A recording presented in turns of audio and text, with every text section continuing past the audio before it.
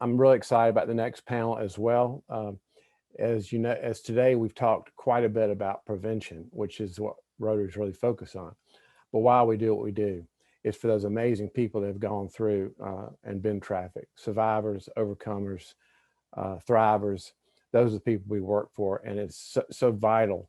And at Rotary, every conversation we have encompasses a survivor voice, and it's so important that we do that. And so we're excited about this next panel. And Jennifer Flannery is a partner in the Atlanta office, and we actually met because Laura was in town for a White House roundtable, came in and visit Wellspring Living, and I was talking to Laura about engaging in Atlanta with Jones Day, and she introduced us, and we had our first in-person meeting. I think is your last meeting before COVID in your office, and talked about this playbook that you all created, a pro bono work for survivors. And that was only back in March, and the playbook just was finished, I guess this week or last week. And it's amazing playbook, and Rotary is going to help to get other law firms to partner with you on that pro bono work. And it's so vital. I'm just excited to hear what everybody has to say, and Rotary is going to support you however we can. Thank you. Well, Dave, thank you for the honor of participating in this gathering of incredible minds, and for focusing all of us on the importance of coming together in the fight against trafficking and in learning how to best assist survivors. Our panel today is focused on survivor services and what needs to be done to make a difference. As Dave said, my name is Jennifer Flannery. I'm a partner at Jones Day, and I want to tell you a little bit more about our program surrounding survivor services, and then I'm going to introduce each of our spectacular panelists that we have with us. As you've seen, Jones Day has a number of initiatives centered around human trafficking, and we come at the problem from many different directions. This past year, I was asked to help organize an initiative on behalf of the firm centered on post-conviction relief for survivors. We thought that this initiative was important because of the barriers that survivors often face to gaining independence and entering a non-trafficked society. So over the past year, we gathered resources in all of our US domestic offices, and we created a program around that facet. As Dave mentioned, the first thing we did was we worked on putting together a compendium, and that compendium addresses a number of things. We compiled all of the pertinent statutes and laws regarding post-conviction relief specific to trafficking. We also partnered with the University of Georgia on including a component on trauma-informed lawyering, because as everybody knows, it's very important to approach these cases in a way that doesn't victimize the survivors a second time. We also include in the compendium resources for survivors and attorneys, a variety of forms, organizations on a state-by-state basis. And we have the Jones Day office leads listed for each office, so that if anybody wants to contact one of them, their information is in there. To get a copy of the guide, you can contact Amy Zawicki at Jones Day. I've put her email address up here on the slide. I'm going to give you a moment to copy that down if you would like. And we will be happy to distribute it to you, and you can feel free to redistribute it. We want it to be a resource to as many people as possible. In addition to the compendium, we have teams of attorneys in each one of our domestic offices that have been trained in trauma-informed lawyering and who stand ready to assist survivors on a pro bono basis in clearing criminal charges and criminal convictions off of their record. And the reason that we want to do this is because as survivors are moving forward toward gaining independence, they're looking for employment. they're looking for housing. And one of the first things that happens when you're applying for a lease or you're applying for a job is people run a criminal background check. And if charges or convictions come up on those checks, that can present a barrier to the survivor in moving forward. So we thought this was a very important component and a first step really in a program surrounding survivor services. So that's enough about what we're doing at Jones Day with respect to survivor services. And I would like to introduce you to the people who you really want to hear from, which are our panelists. And joining me first, we have got Andrea Hipwell. Andrea currently serves as the Director of Women's Residential Services at Wellspring Living. Andrea is a survivor leader, and she is a graduate of Wellspring Living's residential program. She graduated in 2009. She's well-versed in the areas of trauma-informed care and strength-based leadership in care. She's been recognized for her determination and motivation for change in the area of survivor leadership. She earned her bachelor degree of science in the area of criminal justice from Georgia Gwinnett College in 2016. Andrea serves on the Georgia Statewide Human Trafficking Task Force, the Georgia Coalition to Combat Human Trafficking, and she was recently appointed to the National Advisory Council on Human Trafficking in 2020 and will serve a two-year term in that organization. Next, we have Melissa Snow. Melissa is the Executive Director of Child Sex Trafficking Programs at the National Center for Missing and Exploited Children. Melissa has worked in the anti-trafficking field for nearly 20 years. She's been involved in developing and providing trauma-informed, survivor-informed, and survivor-centered direct services. Her work has also included advocating for stronger policies and laws to protect children and hold offenders accountable. Prior to working at NCMEC, Melissa served as the Child Victim Program Coordinator for the FBI, where while at the FBI, she provided guidance and technical assistance to special agents and victim specialists on providing trauma-informed response in crimes against children. Melissa has authored several resources on child sex trafficking, including Intervene, Identifying and Responding to Child Sex Trafficking, which is an assessment tool and resource. Melissa served on several state and local task forces, including operating as the former chair of the Maryland Human Trafficking Task Force and the Victim Services Committee. And our last panelist today is Deb O'Hara Rusckowski.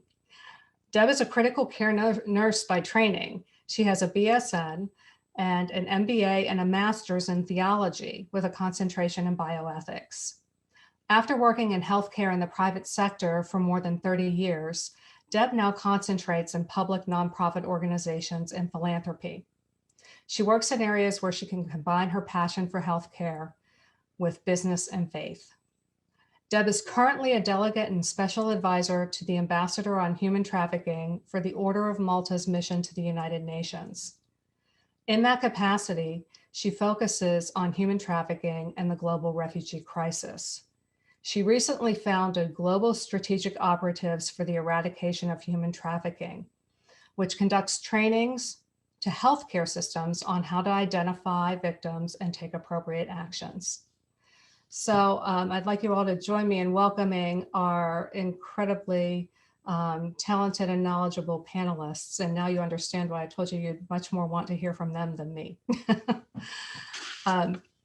We're going to cover a number of topics in our discussion today, and we really wanted this to have a conversational format. So we'll be introducing a topic and then asking questions and having our panelists give their different viewpoints on what we can do to move things forward in each of these areas. Our first topic is recovery or rescue. And we put that as the first topic because becoming a survivor often starts with a recovery or a rescue. So the first question that we're going to pose is, what does being trauma-informed look like during a recovery or a rescue? And I'm going to ask Melissa to go first here and kick us off. Thanks so much, Jennifer. And hello to everyone, wherever you're joining from, whatever time of the day it is. I know we have people from around the globe and across the country, so it's just an honor to be here with you today. And Jennifer, I'm so glad that you asked this, because this topic of trauma-informed recovery is really near and dear to my heart. Being trauma-informed, kind of simply put, is, understanding trauma, understanding the trauma impact that child sex trafficking has on young people. But simply stated, it's kind of just putting the needs of that child victim above everything else, right? Having victim assistance engaged as a core partner in the planning of and the response to the recovery of children. And kind of practically speaking, that means just simply being prepared for food, right? We know when kids are recovered in these trafficking situations by law enforcement, they oftentimes haven't eaten, or they haven't eaten well in several days or weeks.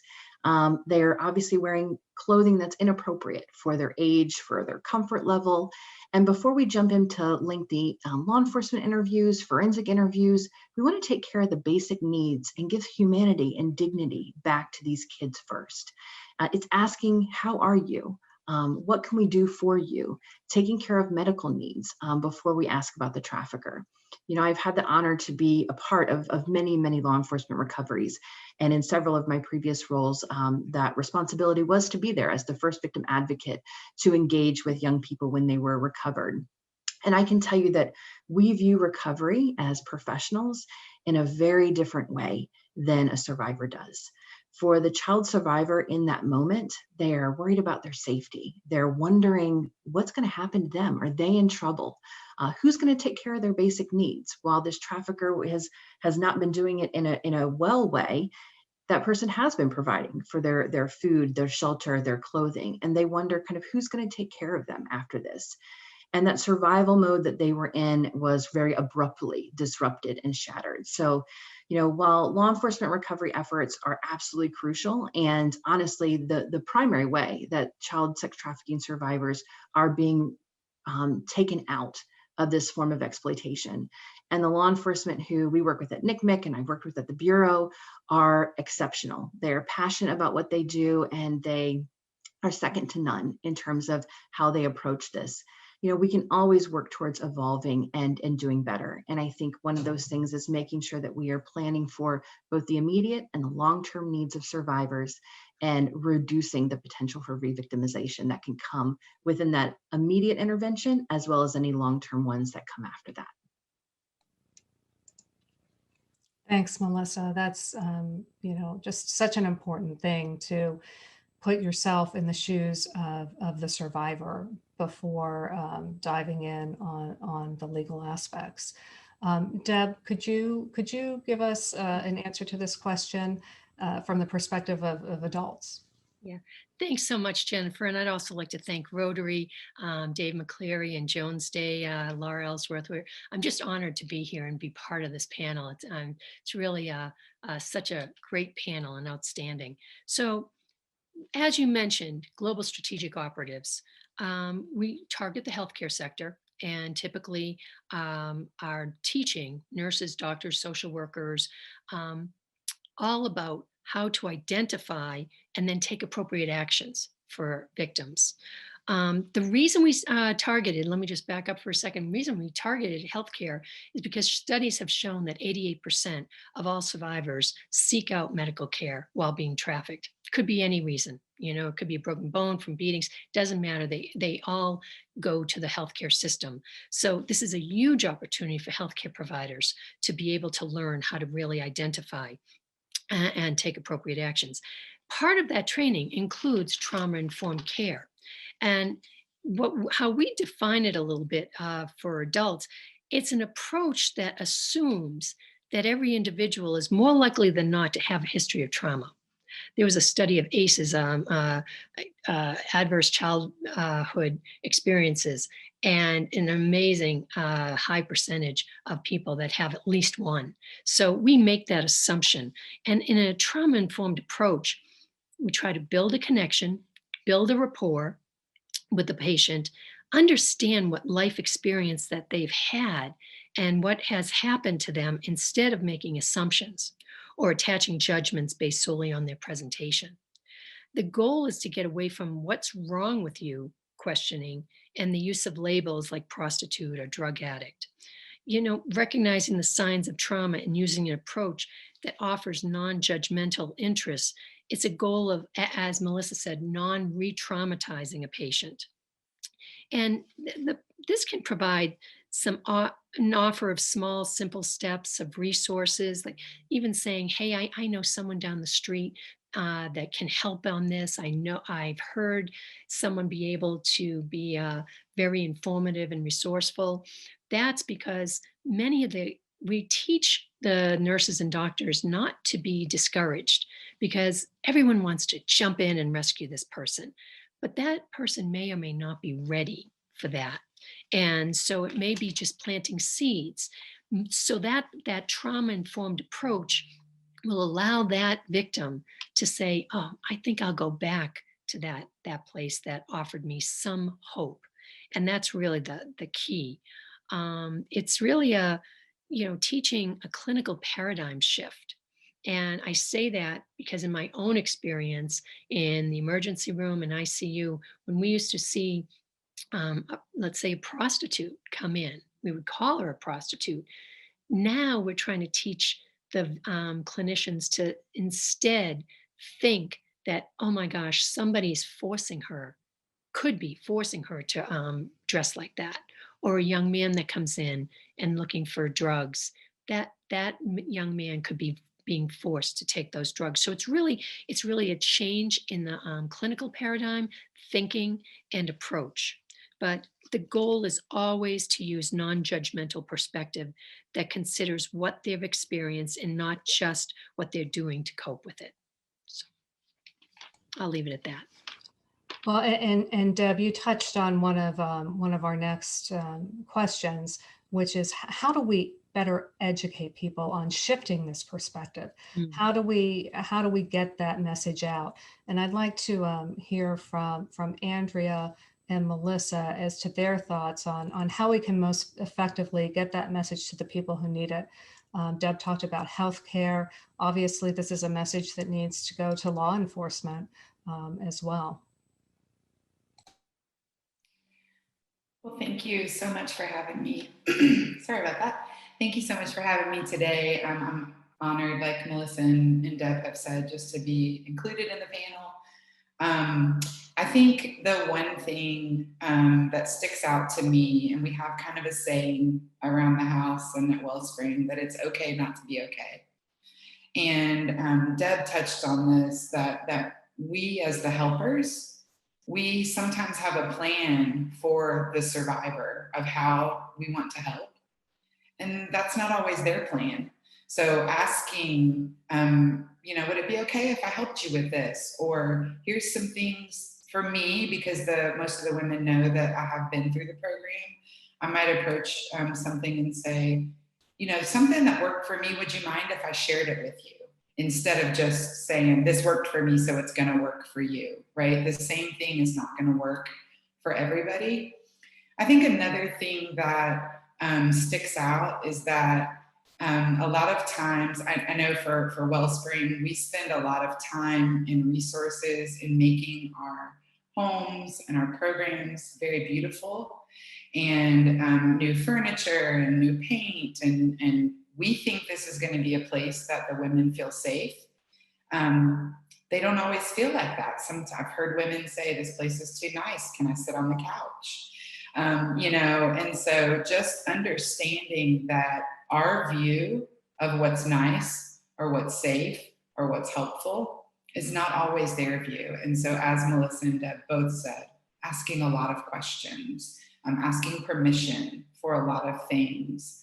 The other thing that I wanted to touch on is, when people hear about the life, most often they think, oh my gosh, that's terrible. But to the survivor, that's all they've ever known. And so it's not always terrible. I was in the life for over 10 years, and I can say that not every day was terrible. I have some really good memories of that time and the people that I was involved with. It doesn't mean that I wanted to stay there, but that's, I think, the understanding that it's not all bad. And most often that's the only thing that the ladies know that we work with. And so when you want to kind of rip them out, and Melissa touched on this too, if you're going to rip them out of a certain situation, they may not be ready to be ripped out. You may have to slowly plant some seeds and meet them where they are in a non-judgmental way. It's so important. I've heard women say a lot, you know, what I was going through in the life, I know what to expect. I know this is gonna happen, or this is gonna happen. And this new life, I have no idea what to expect. So I'm just gonna stick with what I know. And sometimes that's hard for people to wrap their head around. Why wouldn't somebody leave? Or why would somebody return to that? But if it's all you've ever known, that's usually the reason that they go back to that. And I'll let Melissa share her views as well. Thanks, Andrea. I love everything you just said. I'm over here just nodding my head like crazy, because it's just so real. And, you know, it's so true to what I think is kind of us evolving in the field to be more honest and real about kind of what these situations look like for survivors, adults or children.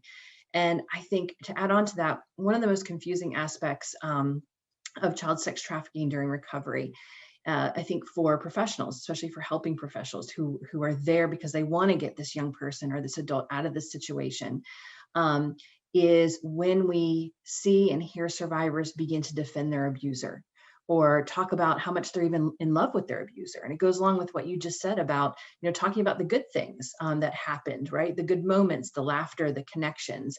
And what we now know, the relationship between the victim or survivor and the abuser, when there is this intensive connection between them, it's called a trauma bond. And it forms when somebody is subjected to cycles of abuse and danger and trauma, followed by periods of love and affection. And this creates this very strong attachment between the abused and the abuser. And what we now know, thankfully, from neuroscience, and I'm a little bit of a neuroscience geek, so forgive me when I start talking about it, because I think it's kind of the missing link on all of this, is that this trauma bond is really a psychological defense mechanism that actually increases the chance of a victim to survive an otherwise really unmanageable situation.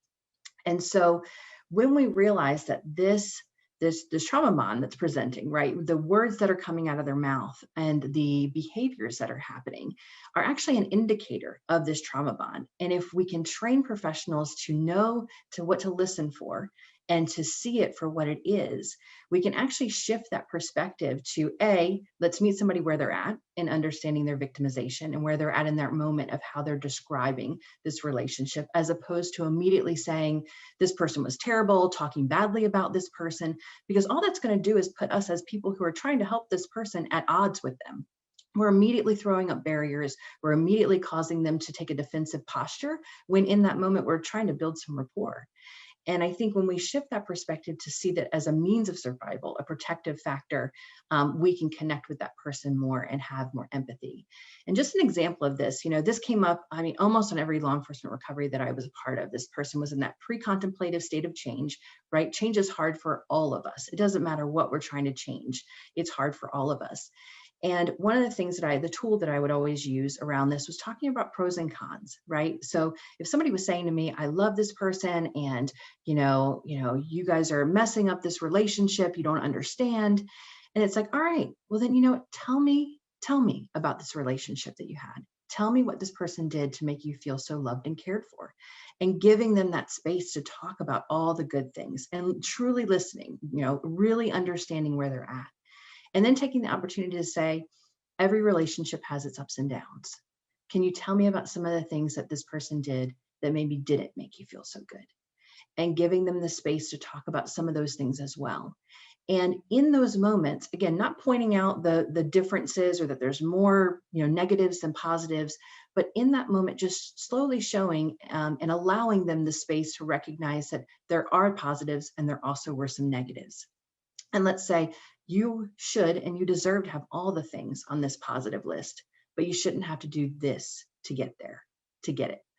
And, you know, so creating these kind of practical applications of how to address and acknowledge where people are at, meet them where they're at, and then help move them towards a space of understanding that relationship a little bit more broadly. You know, Melissa and Deb, it's interesting. Deb mentioned ACEs, and Melissa, you talked about being a little bit of a neuroscience geek. There's so much research that is going on right now centered around the adverse childhood experiences, and that is finding that the more adverse experiences a child is exposed to, there are actual changes in the brain as a result of increased numbers of adverse childhood experiences. So it's not just a matter of feeling or emotion. There are actual changes that have occurred for many of these individuals, and it's having to kind of rewire and teach people how to think in a different think about their experience in a different manner. And as Andrea mentioned, you know, people aren't ready to do that with a snap of the finger. It takes time for any of us to address issues and deal with change. And the survivors are dealing with fear and loss, and they need to be given the space to do that. So the message that I'm hearing from the three of you is we need to ask questions. We need to be respectful. We need to ask permission. We need to listen, and we need to give the space for people to answer. Okay, so why don't we move on to the next question? And Andrea, I'm going to throw this one at you. What do you think is the most beneficial thing that helped you to kind of move to viewing yourself as a survivor, moving from the victim phase into a survivor? I've overcome barriers and challenges. Before I answer that question, I just wanted to also address the ACEs in recovery. So we do that assessment with every lady that comes in our program, and it informs her process. So somebody who has a 9 ACE score is maybe going to need some more time and maybe going to need different kinds of resources than a young woman who comes in and she has a 4 on the ACEs score. So that tool has been, we started using it about 2.5 years ago, and it has been really monumental in helping our staff understand that individualized care and what each woman needs individually. So I just wanted to mention that for any service providers that might be on the call today. And the most beneficial thing, I went round and round with this question because there's so many things that come up. And there's been so many different kind of seasons of my recovery that I can point to several beneficial things. The two things that stick out, the main one is time, honestly. As I shared, I was in the life a little over 10 years. I've been out of the life about 12.5 years now, and I still go through different kinds of healing today and this week and this month. It's different than it was 12 years ago, but I needed time to really begin to evolve into who I am today. And I needed each season to kind of get through that. The other thing that has been very monumental, and you'll notice this about me, I am definitely pro Wellspring Living, and I'm not trying to plug any program or anything, but they gave me a chance. I'm trying not to cry on this, but they believed in me, they trusted me. I started off working at Wellspring as a cashier at our retail store. And I remember one night I was in charge of closing the cash register. And I remember having this kind of thought process, like, do these people know that I've stolen things before? And now they've made me responsible for this cash register. And, you know, there might've been $150 in there. It wasn't a ton of money, but I remember feeling this, oh my gosh, they trust me and I am not gonna let them down. They gave me a little bit of responsibility at a time, and then they checked in with me. How does that feel? How are you learning this? They did personal check-ins, but they also did professional check-ins. Every supervisor that I've had at Wellspring Living took extra time that they probably didn't have to make sure I was okay, to make sure I didn't have any questions, or if I did have questions, to help answer them. So I think all of that wrapped up is giving people a chance. I think as a very large organization, they could have said, the risk is too great to hire this young lady on with our organization, but they didn't. They were willing to allow me to kind of go through my process. And they could have lost, but they were willing to take the risk of that. And I remember the feeling of confidence boost that gave me. And really, when somebody believes in you and you know they believe in you, it really gave me, and I think a lot of the women that we serve, it gives them a different kind of boost of confidence. The other thing that was helpful is, you know, we've talked about this, you know, being ripped out of the life. There is a grieving process that goes along with leaving the life and leaving those friends, quote, friends. And I remember very early on, somebody explaining to me that I didn't have to be a whole new person. I could bring some of the strengths that I already possessed, and I could use them towards good for this new life. And that was really eye-opening for me, because I didn't have to change everything about me. Everything about me wasn't bad, which is what I thought a lot of the time. They showed me that some of my strengths and some of my skills were transferable into a positive, mostly non-criminal, was the point, you know, life. If you are good at navigating things or scheduling things, you can be a program coordinator, because you're going to be scheduling things. You don't have to use that strength for something bad. So those are the things that definitely stuck out to me. And I just wanted to mention small steps lead to big change. So little by little by little, and definitely not all at one time. There was I never felt like I was in this life one day and then I had to be in this other life tomorrow. It was a process, and there was a lot of people that came alongside me and supported me along in that process. So, Andrea, one of the things that you mentioned was that Wellspring trusted you. Panelists, I'm going to take our topics a little bit out of order, because I think that's just a great segue into one of them, which was just trust, and the role that trust plays in a survivor's road to healing and in the road to independence. Andrea, you've talked to us a little bit about your experience and the role that trust played in that. And I'd like to hear from Melissa as to how have you seen trust playing into a survivor's ability to move forward and to heal? Yeah, thanks, Jennifer. Trust is everything, right? Building the foundation of trust is the pathway for all future success and healing.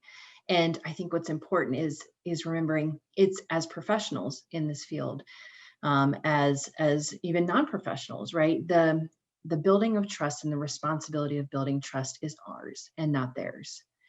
It takes time to build that trust, especially when, for a survivor, and especially for child sex trafficking survivors who I've been working with, almost every single adult that has been in their life for their entire life, even the ones that were the ones that were supposed to biologically care for them, broke that trust. And so the idea that they're just going to give it out freely because you're saying I'm a good person and I'm here to help is very irrational, right? And so it takes time. And I'm a huge Brene Brown fan, and I think she describes building trust like adding marbles to a marble dryer. And so every marble that you add is a deposit that builds towards that foundation of trust. So by being real, you add a marble to the marble jar. By being honest, you add in another marble. Transparent, following through, showing up. And when we do something that we, knock over that marble jar, we have to start back again in rebuilding. And that survivors were hurt in relationship, and that they will then heal in relationship, and that the relationship is the intervention. We need all the services. We need all of the pieces that go back to rebuilding life, but truly to get somebody to engage in those services, there has to be a relationship. There has to be trust that's built, that just like what Andrea was saying, I trust you enough to give you this responsibility. I trust you enough to build in this way. And I think that strength-based approach is also another important part. It's recognizing that you're not dealing with somebody that's broken, right? You are dealing with somebody who has survived something unimaginable. And that takes incredible skill and resilience. And so giving survivors the credit that they're due, and that they're brave, and that they're courageous, and that they have truly earned that title of survivor. And that it's our job then to help take them from surviving to thriving. Deb and Andrea, I'd like to ask you, how in your view can allies best go about building trust with survivors? Deb, we'll throw this to you first, and then over to Andrea. Sure. Both Andrea and Melissa, you both brought up such great points. And the thing about, trust and the whole rapport, when we do training for healthcare providers, we try to use what's called a pair tool. And the pair tool, we learned a lot from Dignity Health when we were working with them. And it was so important, because when the victim shows up at the emergency room, typically, the typical scenario is that they're not alone. They're usually accompanied by either their perpetrator, their trafficker, or someone that's assigned to them. Importance of getting them away from that person, and really seeing, and they may not be reaching out for help yet. They absolutely have that Stockholm syndrome of falling in love with the perpetrator. The longer they're in the life, Melissa, like you said, if they may not even know any better, and it could be their biological parent or other relative, but they still have that bonding. And there is science with women, and they let off oxytocin, men let off dopamine, all that bonding that occurs. It doesn't mean that you can't work with it, but it is very difficult. So with the pair tool, we try to get them some privacy, one-on-one. E for education. Educating, again, non-judgmentally, but really educating them what is happening, and asking a lot of questions. The A is for asking a lot of questions. And the really 2 R's, respect and response.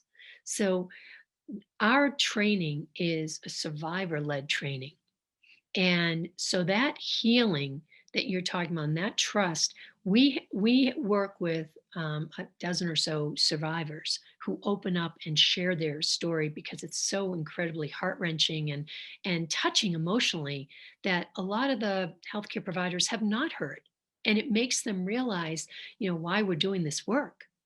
And so this is they have gone through the healing that Andrea was talking about.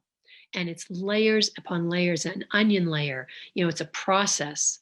So when we talk with, we have survivors come out with us and tell their story. These are the ones that can actually tell their story without being re-traumatized. And so, or re-triggered in some way, shape, or form. These are, that trust and healing really has to go hand in hand. And even when they are placed in a home, and Andrea, I appreciate what you said with Wellspring. Haven't visited there, but I want to. But I did visit, my first home I visited was Sail of Freedom in Sarasota. And I thought, how beautiful. But then I was taught how they get out of their room, very structured environment, get out of their room a certain time, can only have certain foods, no caffeine after a certain time. And I thought, and then as I talked to victims and that were turning into survivors, this structured environment actually replicated a little bit, so they didn't have to change completely 100%. It helped them in the process. So I can really understand and respect more of what you said and described. So I'll leave it at that.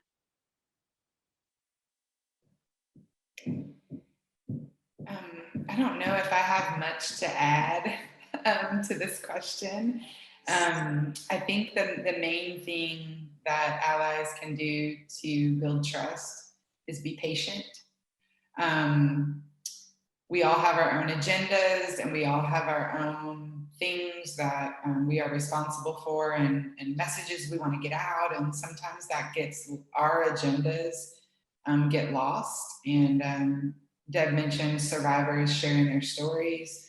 I was asked way too early to share my story.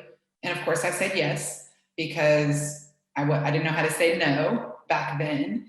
And I probably traumatized some people that were in the audience. I traumatized myself. I had no idea what that was going to feel like for me. And so be patient. Give it time. I would also say for allies who are wanting to build trust and who are wanting to help, throw every expectation that you might have out the window and ask the person what she needs, what he needs, what the youth needs. Melissa touched on this and Deb touched on it as well. We, the helpers, have an idea of what these people need, and our ideas are oftentimes miss the mark pretty significantly. And so just the time, let it be on their terms. We've talked about non-judgment. Melissa made a really good point about bad-mouthing the exploiters or bad-mouthing the mom or the grandma or whoever introduced them to the trafficking situation. And if he or she is not ready to come to terms with that, we can't make them come to terms. So I think being available, not forcing yourself on people. I am willing to stay connected to anybody who wants to stay connected to me, as far as the women that go in our program, and I give them contact information for me when they graduate or they leave the program, but I don't call them. They know that I'm available, they know I'm a resource, but I don't push myself on them. And some of the women take advantage of it, and then some I don't hear from for years, so I think time and patience is so important, and to put our agendas and our expectations to the side and really be person-centered in what we're doing and how we're helping. Andrea, you've mentioned time and patience on several occasions now throughout our discussion, and we talked about this a little bit before the panel today, and I think it's a really important point to make, and I'd like to have you talk a little bit more about how healing and moving forward and gaining independence is not something that occurs instantaneously. It's not something that even occurs in the short term, that we all need to be very cognizant that the needs extend for a very long time. And frankly, the needs may never go away in terms of additional support and counseling. So if you could just address that a little bit to talk about the importance of not thinking that we've helped this person, we can move on to somebody else. They don't need us anymore. It's a very, very great point. Aftercare is one of the things that Wellspring Living is looking at right now. And it is a lifelong recovery process for those of us who have gone through this. I remember early on, I had an idea in my head of why I came to Wellspring Living, and it was substance use. And I didn't want to address anything else, the exploitation. I didn't want to address any of that. I just wanted to get sober. And it has been a process of what I'm willing to address, because when it's brought to my attention, that means I have feelings around it, and maybe I don't want to feel those feelings right now. I can't stress the importance enough of us putting our agenda to the side and really, you know, looking at what the person that we're working with needs. I don't know if I answered your question or not. Yes, no, that was spot on. One of the other questions that I wanted to ask in terms of longer term needs, what of all of the panelists, and maybe we can start with Melissa and then move to Deb. What in your experience have you seen as some of the most significant barriers that survivors face in gaining independence as they move forward? Sure, happy to jump in on that one. I think we've hit on a lot of the biggest ones, which is that long-term support. A lot of programs and a lot of funding streams are very time required, time stamped, right? And you know, it's hard to know kind of what that looks like in terms of the length of time that each individual person needs and how to create a program around that. But the reality is, as Deb and Andrea have both pointed out, is this healing process is a lifetime, and that each new phase of life is going to create new expected and unexpected triggers and challenges.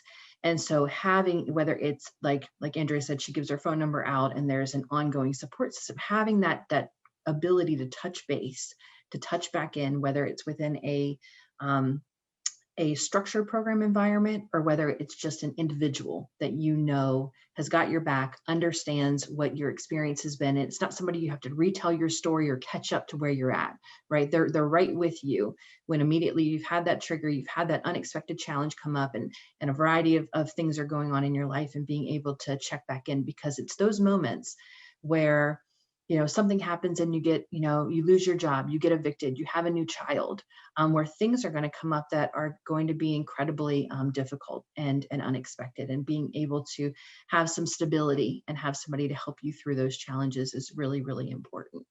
I think also the shame is a piece that we don't talk about as much, but is a really big barrier for kind of that long-term healing and support.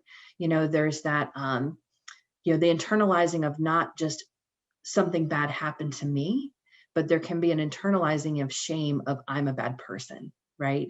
And when that happens, and when there's been judgment by people who are outside the life or outside of understanding child sex trafficking or human trafficking in general, those little moments of judgment and shame can really reinforce somebody's ability to move forward. And that's something that we can all be more aware of, right? Every survivor that I've worked with has a story of when they were in the life, they came into contact with somebody who could have actually intervened and possibly done something to help them, or just genuinely shared or expressed concern for their well-being.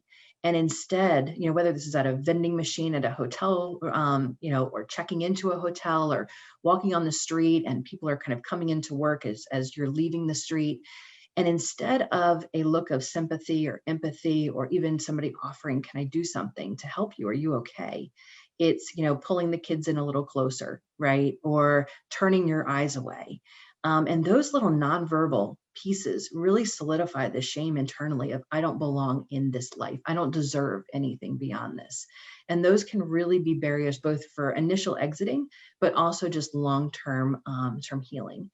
And then just want to mention two other things. And this is a little different from long-term, but I think it's really important, both on the identification and response of how far behind we are serving boys, identifying and serving boys generally. And then that creates incredible barriers. If our identification and our just ability to find a placement for a male survivor is almost, I think there's 2 or 3 in the entire nation. That is going to be absolutely the biggest barrier to getting anybody to long-term.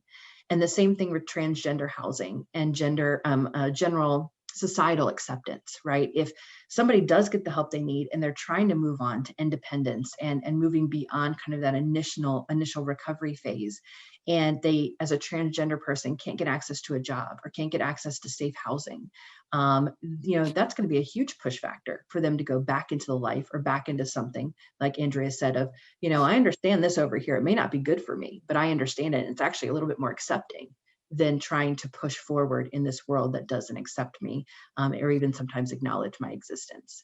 So those are all really, I think they're really complicated things, but really important pieces that we all need to keep talking about, struggling with, and figuring out ways to move forward on. Great. Deb, could you talk a little bit about some of the work that you're doing on working to increase housing that's available? Sure. Thanks, Jennifer. And gosh, Andrea, I just want to build on some of the things that you were talking about right on spot. I was going to, biggest barrier, beds, and more beds. To your point, Jennifer, what we're trying to work on as well. When I work closely with Homeland Security, and I'm honored to, and whenever asked, what help do you need? Beds, and more beds. When I started almost 10 years ago, working with them in New England, when there was a sting, the victims that had fallen in love with a few of the women had fallen in love with the same perpetrator. They were trying to find beds. There were only 6 of them in all of New England. Now there's 34, which sounds pretty good, but it's not nearly enough. And they had you have to remember they couldn't place those girls in the same area, in the same house or housing safe home. So one went up to Maine, one went down to Texas. So, and you're absolutely right. A lot of, from the hospital, a lot of the placement, and this is why I'm getting into it, there's a continuum. We're going to be training people how to identify and take appropriate action. But if there's no placement, then they're high probability of going back into the life. And also, not just, it's not as bad, but it's not as good is if they put them in homeless shelters. Now, yes, it's a place and it's a little bit of protection, but most of the time the perpetrator finds them. And secondly, they don't have the right resources. As you can attest to, Andrea, the victims of human trafficking have specific and unique needs other than someone that's even domestic violence. It's different. And we're trying to look at the beds that can be created. And what do I mean by that? Well, you mentioned it, Melissa, on boys. There's only 2 homes in the entire United States for boys. And one's in Ohio, and I think one's being finished and opened in Texas. How horrific.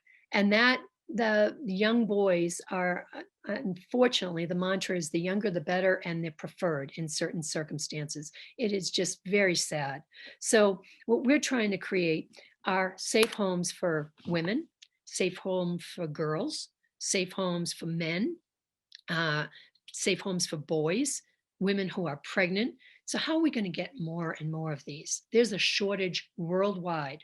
So because of the Order of Malta and being a worldwide Catholic organization, we are actually trying to utilize some properties that may have been former rectories, former convents, not used now. Anyway, and any church and any denomination and congregation can do this.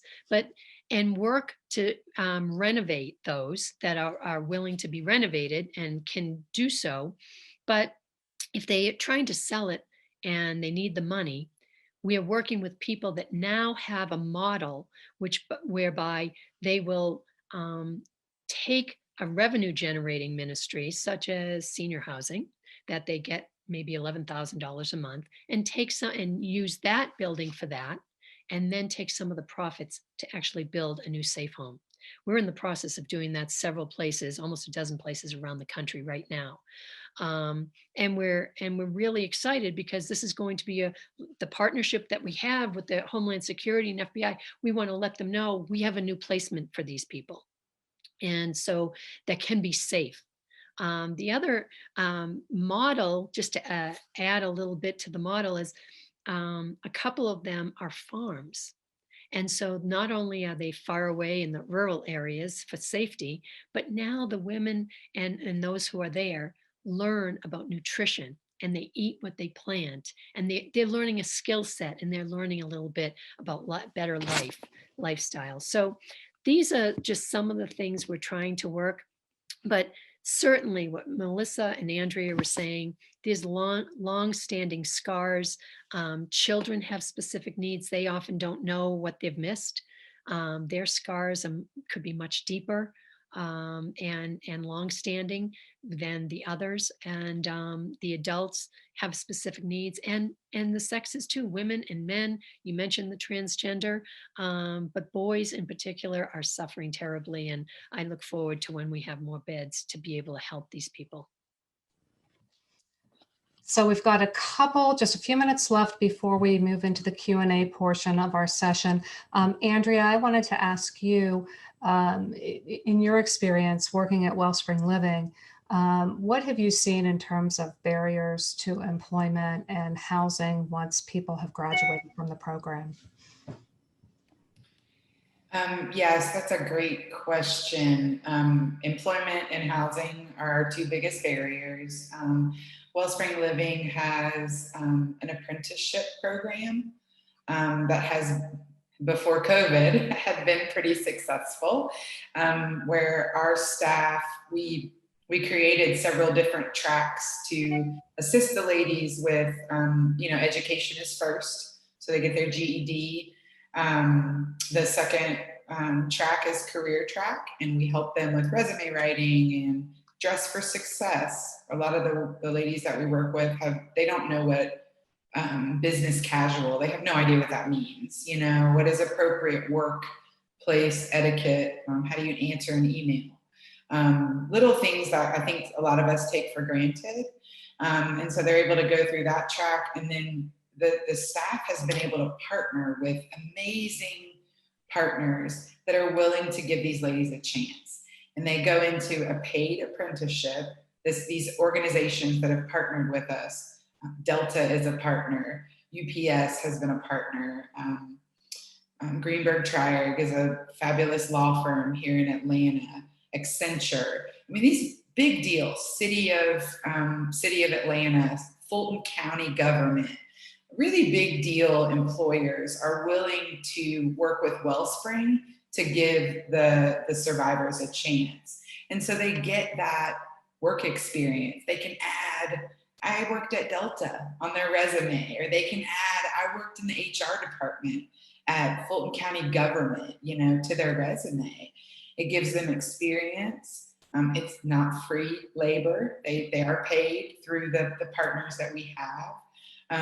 That has been huge. I sometimes joke with people, there was no apprenticeship program when I went through the program, so I didn't have a choice but to work for Wellspring Living, because nobody else would hire me.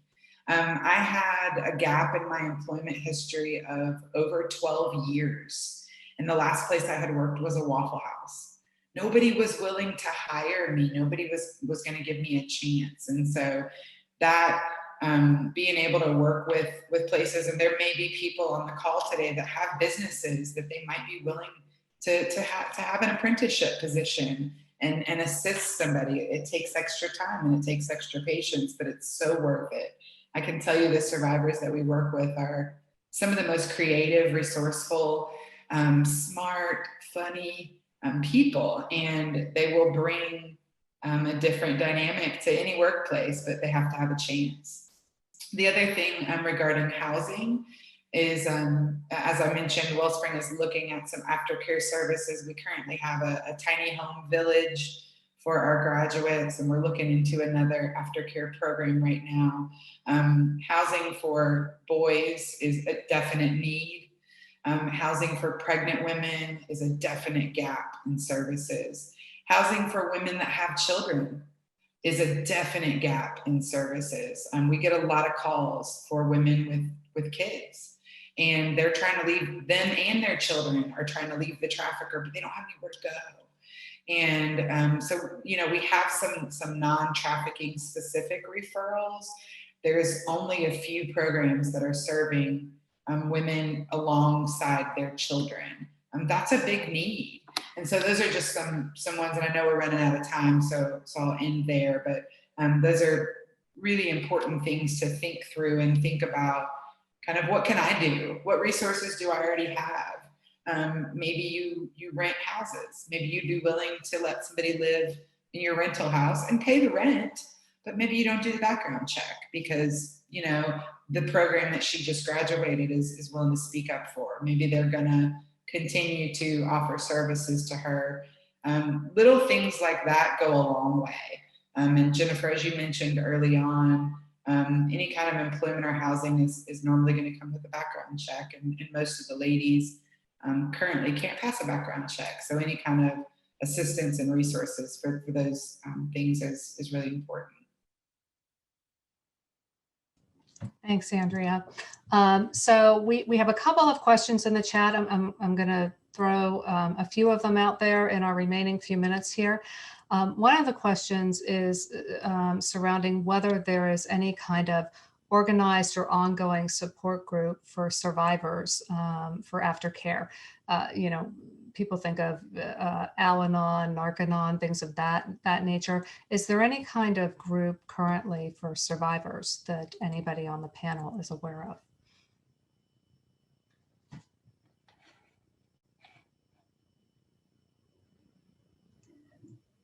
Hey, I can jump in on a couple things. I know that quite a few programs have some level of continuing mentorship or programming kind of after they graduate or whatever the exiting of their program is based on that criteria.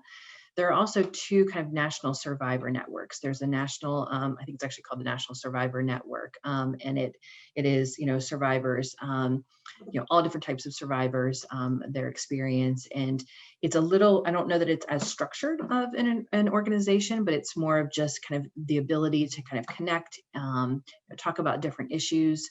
Also, in New York, there's a program called GEMS, and they have a survivor leadership program. And that's more of a kind of one-time get together where they do training specifically on survivor leadership. And obviously that provides certain levels of support and growth for that particular cohort of survivors. And they usually continue to do quite a bit together, and those groups continue to come back and evolve and grow and challenge each other. So there are a few networks around that, but not quite as like individually structured as kind of AA or Al-Anon or anything like that, which is a great idea. And, you know, Jennifer? Melissa, to your point, I do believe, and I don't have the website handy, but the Survivors Network, the National Survivors Network that you're talking about, they do have a web page, and you can get in touch with them. I'll endeavor to look that up while we're on, while the next panel's on, and I'll throw it into the chat. Jennifer, another question. Interrupt for once. I just got an actual email from one of my survivors, and it is ISTAC, International Survivors of Trafficking Advisory Council, OSCE sponsored, and many of them are going on that, and again, support for one another. So I just want to mention that. Maybe Deb, you could put that in the chat too. Sure. Thanks. One last question here. And Melissa, this is probably mostly directed towards you. A question about whether there's a curriculum available to use in schools, for example, a stay safe curriculum, or something that educates children on internet safety and parents on signs of trafficking. Great question. So yes, in terms of one of the probably the biggest prevention aspects in trafficking is around online safety. There's a lot of other root causes and factors, but certainly because we know how often traffickers are leveraging the internet to recruit in the more traditional pimp control trafficking. The online safety piece is something that everybody could be doing right now to protect the children in their lives that they love, as well as other young people that they may be responsible for within school settings, or even in sports settings whenever we get back to normal, and whatever that looks like post-COVID. But within the National Center for Missing and Exploited Children, we have what's called a Net Smarts curriculum. So you go to Net Smarts with a Z, and or missingkids.com is our main webpage, and you can find it there as well. And we have a variety of different trainings, videos, and games, all age appropriate, divided up by different age groups that are available directly, that parents and teachers can use with children.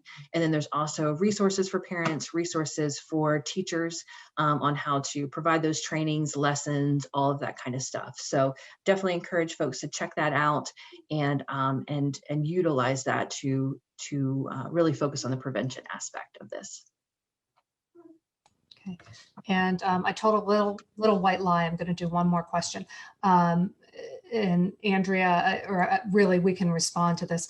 The question is, if a company wants to hire a survivor, who or how do they reach out to accomplish this? I would say you could certainly reach out to Andrea. And Andrea, I don't know if you want to put your contact information at Wellspring, make that available, or you could reach out to me. I'll put my contact information in the chat, and I can connect you with Andrea, depending upon where the organization is, where the positions are available, and maybe working through Andrea or working with another organization.